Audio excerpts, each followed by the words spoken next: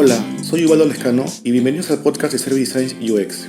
Aquí escucharán temas enfocados en el diseño centrado en las personas, tips y todo lo que les puede ayudar a crear mejores servicios. Bienvenidos al episodio número 3 de Service Design and UX. En este episodio les voy a hablar de lo que significa Design Research. Y quiero empezar con una frase de David Kelley de IDEO que dice: el principio más importante de Design Thinking es la empatía para las personas por las que estás tratando de diseñar. ¿Qué significa esto? De que siempre la persona va a estar al medio y siempre la persona es la que nos va a dar finalmente esta solución enfocada en darle una mejor experiencia, ¿no? Entonces, voy a hablar básicamente de por qué es importante, como punto uno, de ahí cuándo se aplica, a quién se le aplica y finalmente alejaremos los mindsets al final para hablar ya de las metodologías para el siguiente episodio, ¿no? Entonces, empezamos, ¿no? ¿Por qué es importante el Design Research, no? Lo más importante es porque nos ayuda a encontrar el problema correcto, ¿no? O sea, nos ayuda a enfocarnos finalmente en que nuestro problema está siendo bien enfocado, ¿no? Y me valida realmente si estoy en la dirección correcta o no de la solución a futuro, ¿no? De ahí también me ayuda a comprender mejor los comportamientos de las personas, ¿no? O sea, sé justamente si estoy haciendo un research correcto, si la persona o mis hipótesis que estoy lanzando son de alguna manera se cumplen y puedo profundizar o puedo, digamos, decir no, estoy equivocado y puedo reajustar, ¿no? Entonces, finalmente es importante al inicio porque me puede alinear mis hipótesis, me puede hacer una idea más clara de lo que quiero conseguir y finalmente me alineo con el objetivo final, ¿no? Porque finalmente si en el negocio me dijeron que tengo que encontrar alguna solución para un problema específico y en el proceso de investigación sale que no es ese el problema, puedo alinear al negocio y decirle, mira, encontré que tu problema A no es el problema A, sino realmente es el problema B, ¿no? Entonces, al inicio ya podemos tener esto más claro, ¿no? Que finalmente, bueno, que unas otras prácticas no tan antiguas, pero digamos que la clásica era que tú te digan una solución ya planeada y te dicen, esta solución es la que tienes que implementar y se acabó, ¿no? Sin haberla validado antes o haberla preguntado si realmente es el problema correcto, ¿no? Porque finalmente es lo que nosotros tenemos digamos, como orden de ejecutar, pero sin entender bien el problema, ¿no? Entonces, obviamente, si hacemos esto en la forma clásica que era hace tiempo, entonces generaríamos al final un problema que era hacer un retrabajo o generar más recursos, más tiempo, más esfuerzo económico, humano, porque finalmente no encontramos la solución correcta y tenemos que, digamos, retrabajar en el camino, ¿no? Esto nos ayuda finalmente a encontrar la solución correcta y todo el esfuerzo, digamos, no sea el correcto, ¿no? No sea adicional a lo que ya deberíamos hacer, ¿no? Entonces, eh, para desarrollar la empatía a nuestros usuarios necesitamos más que escuchar, ¿no? Porque es importante escucharlos, sí, pero a veces no podemos entender muy bien solamente con escucharlos, ¿no? Entonces, también necesitamos observar, ¿no? Porque una cosa a veces también es lo que nos dicen, otra cosa es lo que hacen.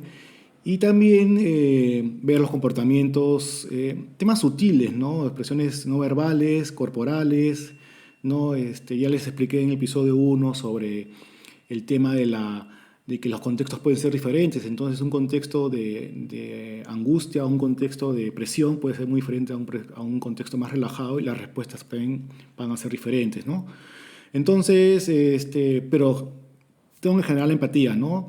También es importante generar la empatía porque de alguna manera yo me vuelvo un usuario con esa problemática y puedo de alguna manera entender mejor la solución que me están diciendo, ¿no? Porque quizás me están hablando de algo que yo todavía no comprendo porque yo nunca lo he vivido, ¿no?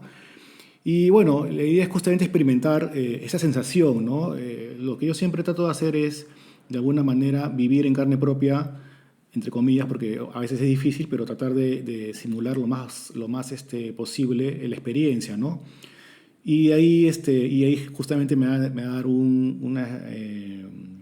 una mirada más empática y profunda de esa experiencia, ¿no? Entonces, eso finalmente al inicio es complicado para alguien que recién está empezando porque uno tiene que afilar, ¿no? sus habilidades de observación, leer entre líneas, las expresiones, entender los vacíos, ¿no? Pero finalmente eso es una habilidad que se puede llegar a profundizar y mejorar y hasta ya hacerla muy sencilla de entender, ¿no? Cuando uno está frente a una persona, ¿no? Es importante también que en este desarrollo de la empatía uno también intente, que es parte de las metodologías, pero un poco puedo adelantarlo, que es tratar como les dije, experimentar en carne propia, ¿no? Ejemplos, una persona para, por ejemplo, desarrollar una solución para gente invidente, se puede poner una venda y tratas de simular que eres invidente, ¿no? O también otro ejemplo era para los niños, ¿no? O sea, para los niños cómo generar soluciones, ¿no?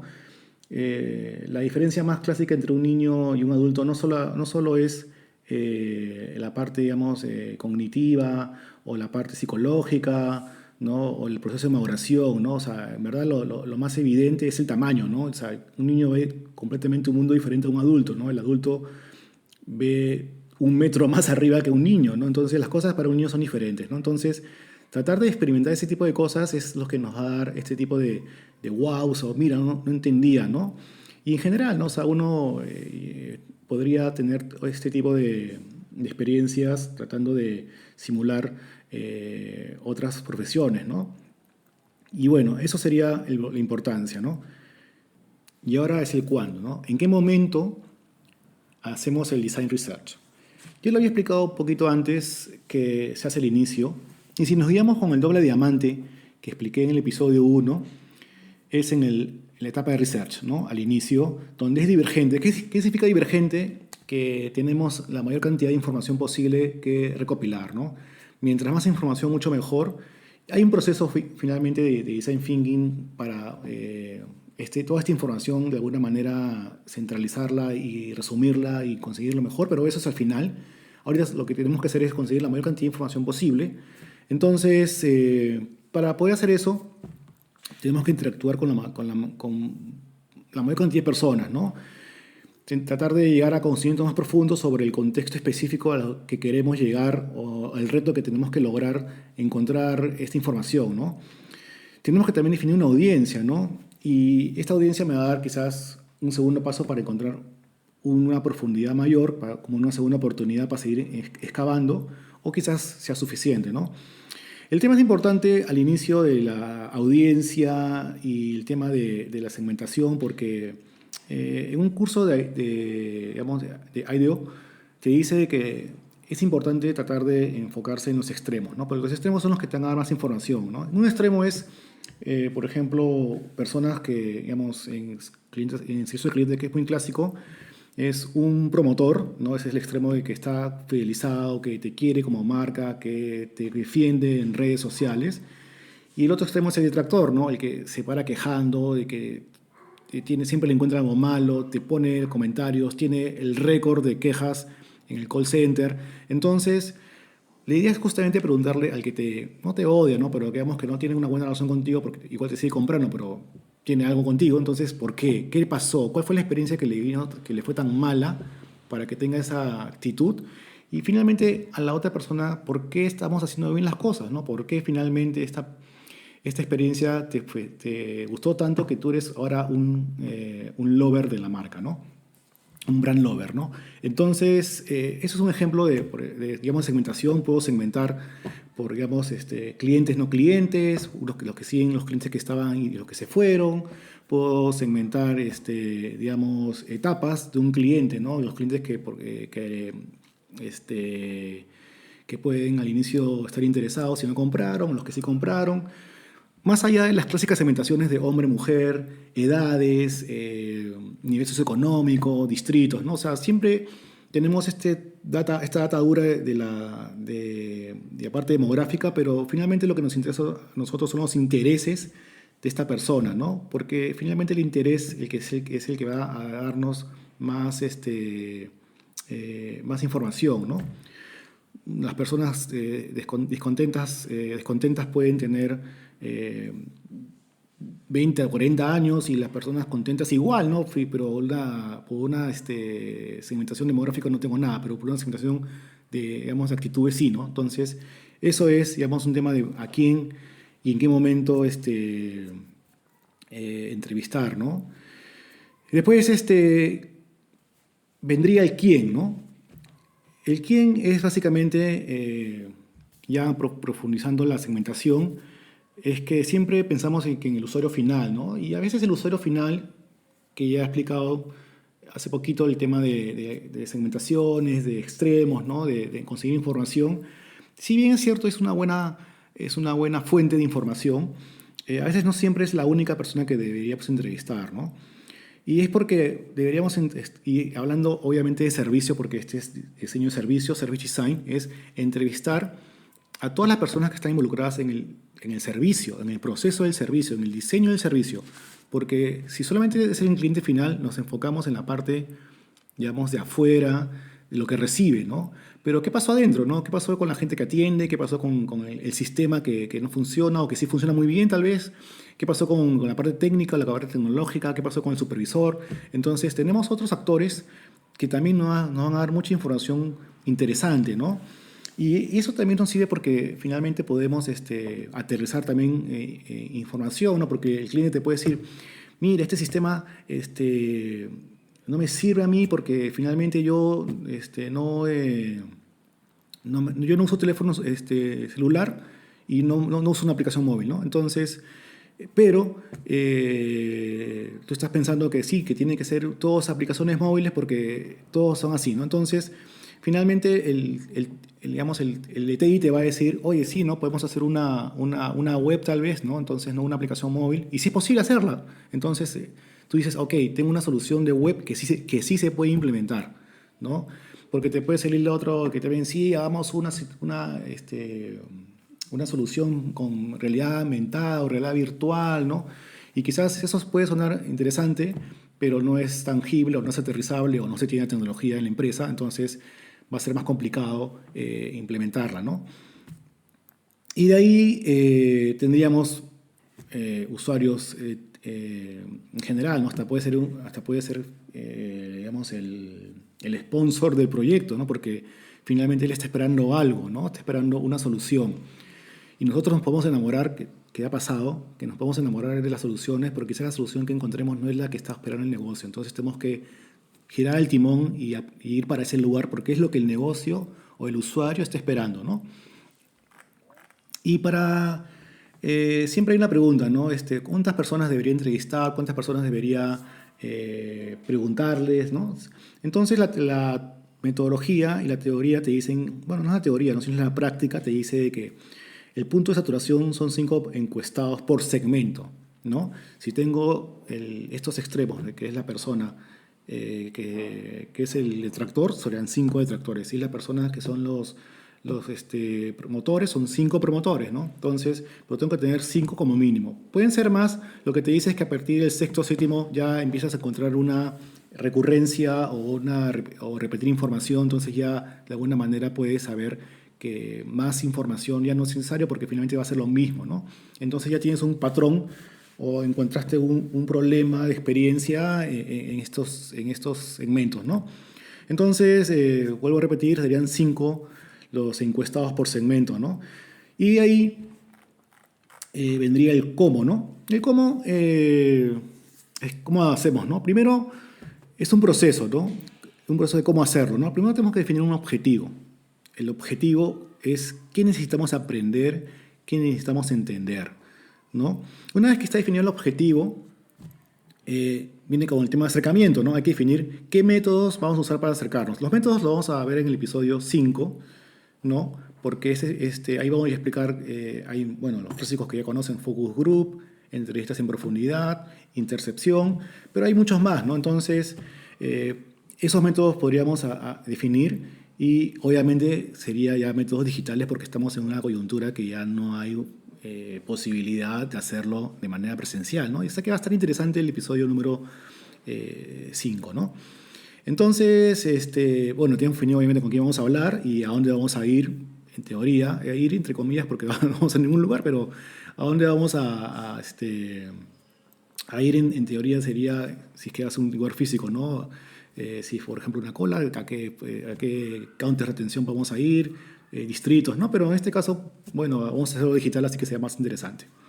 De ahí, una vez que tenemos ya definido el acercamiento, tenemos que interactuar, ¿no? Y ahora, obviamente, va a ser digital, pero el tema de más allá del digital o análogo es que el interactuar nos va a dar la información que necesitamos para conocer a las personas, a una persona real, obviamente, y bueno, obviamente en el contexto real sería interesante, ¿no? Ahí justamente vamos a ver ahora en cómo los contextos han cambiado, entonces ya no es un contexto de una cola con fin de mes, ¿no? Sino ya vamos a otro tipo de contextos. Y finalmente, una vez que hemos recibido toda esta información, hay que analizar la información, ¿no? Hay que transformar esta información en conocimiento reunido y finalmente esta agrupación de todos los temas más comunes, que se llama el clustering, vamos a finalmente encontrar insights, ¿no? Que es la parte más interesante. A veces no encontramos insights, nos quedamos en hallazgos. Ya explicaré en este episodio 5 la diferencia entre un insight y un hallazgo, pero siempre vamos a encontrar algo nuevo, ¿no? ¿Qué mindsets tendríamos que tener en esta etapa, ¿no?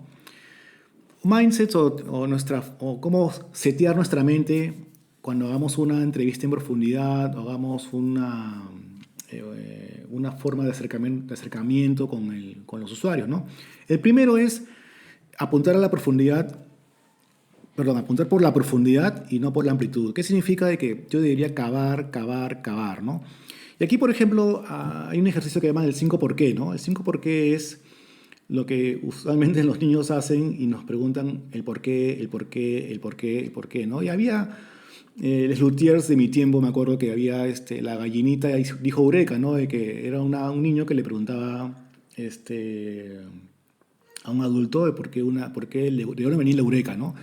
Y le preguntó como 10 veces de dónde venía la Eureka que el adulto se esperó, ¿no? Pero eso es en el sentido, digamos, la broma, ¿no? Pero en verdad nosotros debíamos hacer unas preguntas profundas para justamente llegar a entender mejor el problema y la razón del comportamiento, ¿no? Hay un ejercicio que se llama la billetera, ¿no? Que la pueden buscar en Google, que es de Stanford, ¿no? Que en la billetera tú le preguntabas a una persona de que por qué usaba esa billetera o si no tenía por qué no usar la billetera, ¿no? Entonces la persona te decía, bueno, no la uso porque ya no uso billetes, ¿no? Y esa era, digamos, la primera pregunta. Pero si uno sigue preguntando, habían casos, por ejemplo, que te decían que no usaban billetera después de 5 preguntas de ir cavando porque tenían miedo de que les roben de nuevo. Entonces, ¿cuál era finalmente la experiencia negativa? Era del temor a que te roben, ¿no? O sea, ese era, digamos, el principal problema de la billetera. No que si la billetera era incómoda o no, no que si ya no la usas, ¿no? Entonces, por eso es el tema de la profundidad, ¿no? Hay que ir por la profundidad, ¿no? No hacer muchas preguntas, sino entrar y conseguir lo que realmente está pasando, ¿no? El segundo punto sería enfocarse en observar comportamientos y no solo en lo que dice, ¿no? O sea, ahí implica mucho también un tema de ejercicio, de la habilidad para saber que la persona cómo responde, ¿no? Y justamente si hay cómo responde, uno puede empezar después y decirle, entender que puede repreguntar para entender más, sobre todo por su lenguaje corporal, ¿no? El tercer punto es un toque más visual y alentar la participación. Este es otro mindset diferente que podría ser, por ejemplo, un card sorting, ¿no? Que yo le doy muchas opciones y la persona empieza a ordenar de acuerdo a su criterio, ¿no? Entonces estoy siendo visual porque le estoy mostrando temas de manera tangible, ¿no? En cartas, y finalmente lo estoy ayudando a entender mejor sus prioridades porque está participando de manera activa, ¿no? El otro punto es, tengo que asumir que el mindset o asumir la mentalidad de un principiante, o sea, yo tengo que, si bien puedo saber la respuesta o puedo tener mi propia opinión, la idea es que yo no participe, sino que yo tengo que preguntarle ¿por qué, no? Y por qué piensas así, no? Porque finalmente la persona te puede decir información muy importante si tú le vuelves a preguntarle el por qué, ¿no? O sea, como diciendo, yo no sé nada, cuéntamelo todo muy bien de cero, ¿no? Eso es súper bueno, a mí me ha funcionado súper bien, ¿no? De ahí hay, creo, oportunidades para vivir historia, ¿no? La historia significa de que creo oportunidades para que me cuenten, ¿no? Por ejemplo, me puede decir, cuéntame tu última, digamos, experiencia negativa que tuviste, ¿no? ¿Qué pasó, no? Cuéntanos bien, ¿no? O sea, tipo chisme, ¿no? O sea, por qué pasó esto, ¿no? Entonces, eso la persona se siente que generas este vínculo porque te va a contar su experiencia y te la va a compartir y te va a soltar todo, ¿no? Usualmente la gente cuando ya llegas al punto de que te suelta digamos, todos sus problemas es porque ya generaste este vínculo, ¿no? Y siempre la gente cuando hacemos el research pasa eso, ¿no? Que a veces venimos por un problema y nos salen cinco más porque la gente se sintió ya en confianza y te soltó todos los problemas que tenía, ¿no? Otro punto es sumar a otras personas del equipo, ¿no? O sea, no solamente tu equipo debería ser, también necesitamos otras miradas, gente de otras áreas, para que finalmente te den otra opinión, ¿no?